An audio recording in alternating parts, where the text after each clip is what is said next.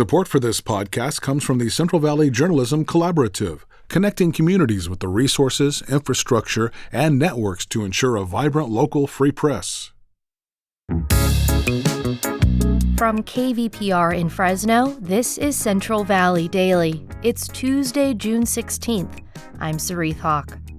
California has seen El Niño weather events come and go, but the one approaching the state has scientists paying close attention. What is standing out is just how strong this El Niño is forecast to be come late fall and winter. So what will be the biggest climate impacts from this weather pattern? We'll speak to a meteorologist about what to expect. But first, these headlines. Officials say a B-52 bomber crashed shortly after takeoff on Monday from Edwards Air Force Base in Kern County. The Associated Press reports 8 people aboard the bomber are feared dead. The military posted on its social media page that emergency crews responded just after 11 a.m. The airfield was closed shortly after, and all inbound aircraft were diverted. Governor Gavin Newsom said on Monday that he and his wife are the target of an investigation by the federal Justice Department. He accused the Trump administration of political motivations as Newsom weighs a presidential bid. Newsom quickly hit back at the president in a video posted to social media. Donald Trump picked the wrong target. We have nothing to hide. His political operatives can take every record and read every page, but they'll be looking in the wrong place. Because if they really want to find corruption, look no further than 1600 Pennsylvania Avenue. Newsom said federal agents have knocked on the doors of his friends and former employees in recent weeks. A person familiar with the matter confirmed one of the federal investigations is related to Newsom's wife's taxes. An Iranian hacker group recently claimed it breached water systems at 2 valley cities, but the California Water Service Company says the alleged attack did not compromise any of its systems. That's according to new reporting by our news partner SJV Water. They report a group known as Hondola claimed it gained access to several systems, including in Bakersfield, Visalia, and Chico, in retaliation for U.S. strikes on Iran. A federal judge dismissed a lawsuit by a former park ranger at Yosemite National Park who was fired after flying a giant transgender pride flag in the park. The flag was hung on El Capitan last May. The ranger, Shannon Joslin, claims the firing was retaliatory and violated free speech rights. A federal judge in Fresno dismissed the case on Friday, despite acknowledging problems with federal civil service rules.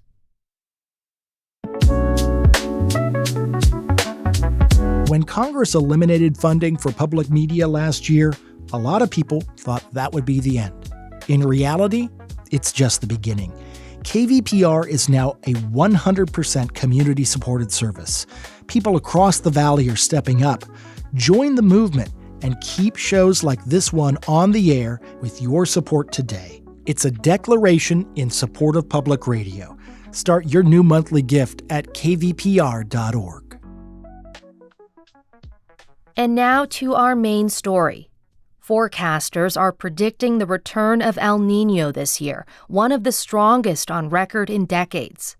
Scientists warn the phenomenon could upend climate patterns across the globe.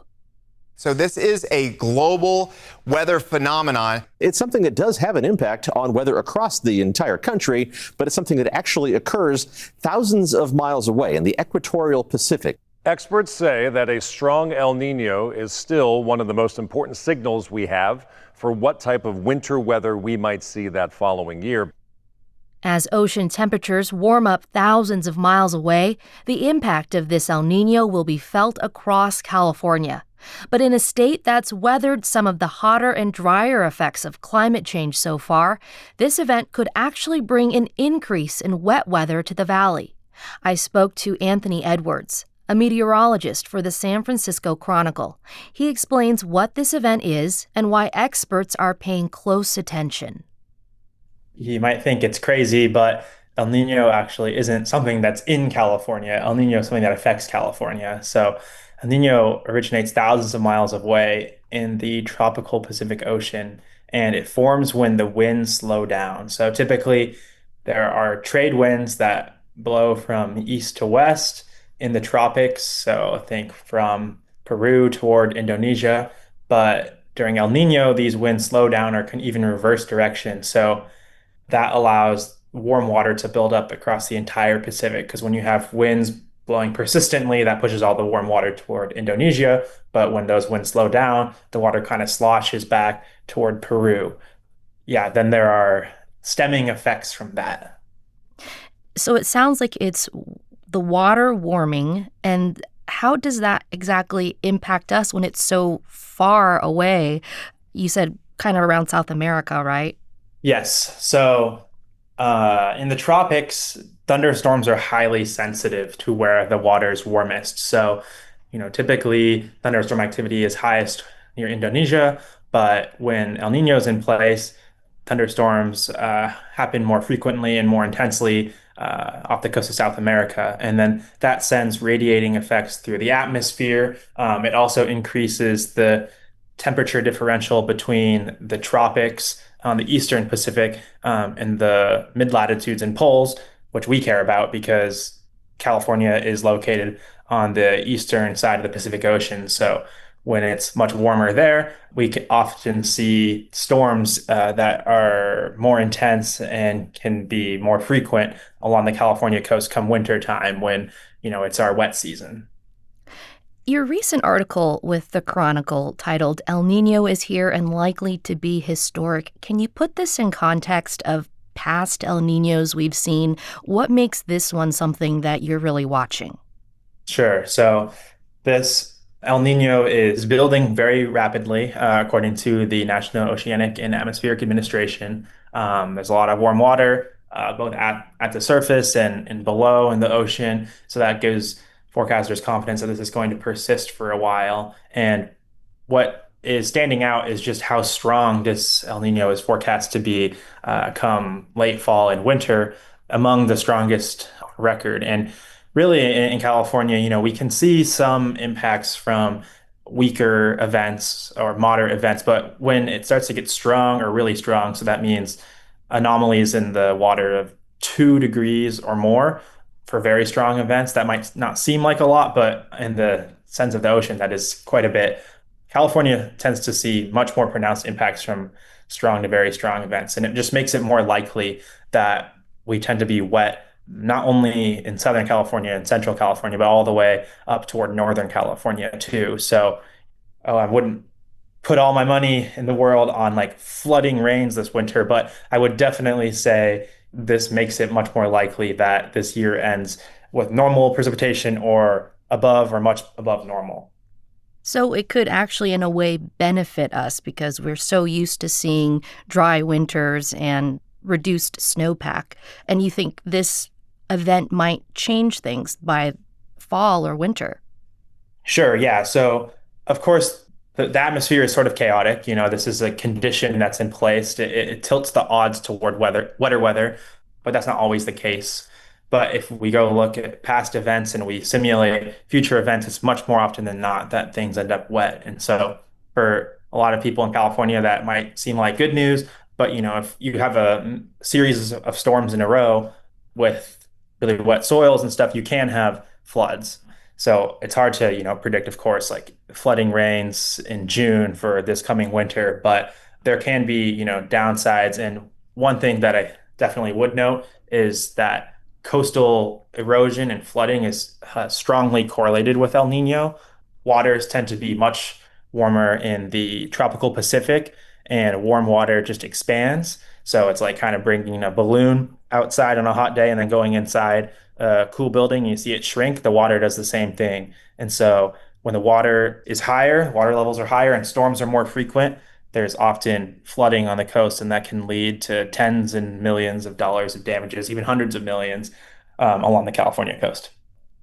Yeah, here in the Central Valley, we saw major rain just a few years ago that impacted flooding around Tulare Lake. Are you predicting that maybe it could be at a level of that precipitation? I wouldn't make a prediction like that, this far in advance. I think people should be aware of these conditions well in advance because it can make events like that more possible, but it definitely does not guarantee it. That was the first time we'd seen Tulare Lake form in more than 100 years, if I'm not mistaken. So I think predicting a repeat of that, yeah, that would be very bold. But people should definitely be aware of these conditions and how, fall and winter unfold, because this can alter our weather, and forecasters will be monitoring that. And there is high predictability for a lot of these things come a few weeks out or even a month or two out. So there will be more to say. Yeah, and it looks like this event is going to be pretty drawn out, like you said, into fall and winter. Are we going to see any impacts immediately for the summer months? So summer in California, as many people know, it is just generally a dry time. And the main reason for that is because the jet stream, or better known as the storm track, is really just much weaker and tends to move north, kind of follows the sun. So much of the west coast of the US doesn't receive substantial precipitation in summertime.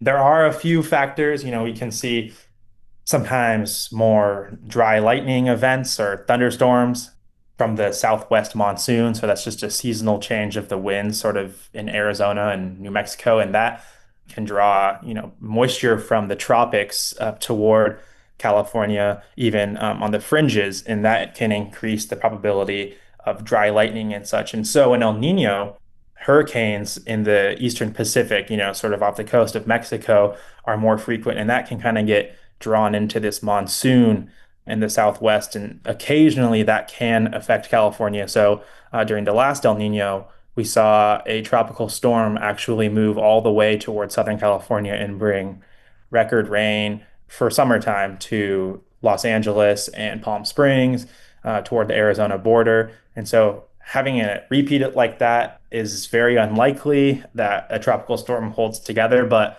it makes such events more likely. So there can be some sort of weird weather that happens in summer, but still the scale of that precipitation kind of pales in comparison to what we see in winter. So I think most people in California should still expect dry weather, but there are these things that we can watch during summer. And we're so used to seeing, like you mentioned, hot and dry temperatures, of course, during the summer. We're currently seeing some of our hottest temperatures right now in the Central Valley this year. So I'm wondering, how can you differentiate between weather patterns that are impacted by El Nino or climate change, or if it's just a regular hot summer? Sure. I mean, that's where it gets tricky. Weather is just generally defined as the conditions over the course of a few days or weeks, while climate is sort of the average of weather patterns over years or decades, right? So that's where it sort of becomes hard to forecast El Nino impacts. We tend to think probabilistically, right? So probabilistically, I'm not sure of the exact forecast for this winter because it's not yet released from the National Weather Service, but we could say something like a 60 to 70% chance of above normal precipitation in California, with a 10 to 20% chance of near normal, and then maybe just a 10 or 20% chance of below normal. So going toward winter time, right, when we tend to see the El Nino impacts being most influenced for California precipitation, by the time we see, storms have to occur on the background of these El Nino conditions. So we average, we'll look back after a few months and say, oh, the jet stream has been stronger over California. That's something we can measure. The winds high in the atmosphere. Oh, these have persisted for a long time. Okay, yeah, these storms were definitely influenced by El Nino. But to pick one storm and say, oh, that's El Nino, I don't think that's technically reasonable. Or like, oh, pick this one storm, that's climate change. But climate change and El Nino make certain events more likely, or much more likely. Well, definitely a lot to look out for. Anthony Edwards, San Francisco Chronicle newsroom meteorologist, thank you so much for joining us. Thank you for having me. Anytime. And that's today's show. Today's episode was produced by Jonathan Linden and KVPR with support from the Central Valley Journalism Collaborative. I'm Sareeth Hawk. Find the latest local news anytime at kvpr.org.